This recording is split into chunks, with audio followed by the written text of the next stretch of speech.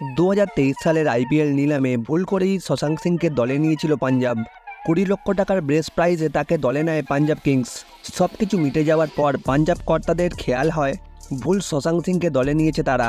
সঙ্গে সঙ্গে তারা শশাঙ্ক সিংকে নিতে অস্বীকার করলেও নিয়ম অনুযায়ী এই শশাঙ্ক সিংকেই তাদের দলে রাখতে হয়। আর পিটি জিন্তাদের ভুল করে কেনা এই ক্রিকেটারই বৃহস্পতিবার ম্যাচ জেতালেন পাঞ্জাবকে। প্রথমে ব্যাট করে গুজরাট করেছিল 199 রান। পাঞ্জাবের কাছে লক্ষ্যমাত্রা ছিল 200 রান। শশাঙ্ক সিং যখন 6 নম্বরে ব্যাট করতে নামলেন তখন পাঞ্জাবের অবস্থা খুব একটা ভালো ছিল না।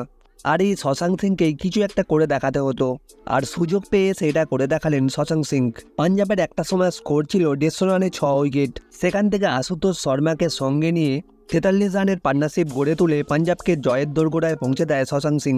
4টি 6 এবং 6টি 4-এর সাহায্যে 29 বলে 61 রানের একটি দুর্দান্ত ইনিংস খেলেছেন তিনি।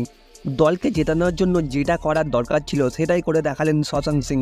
প্রীতি জিন্তার পাঞ্জাবকে দেখিয়ে দিলেন তারা তাকে দলে নিয়ে ভুল করেননি।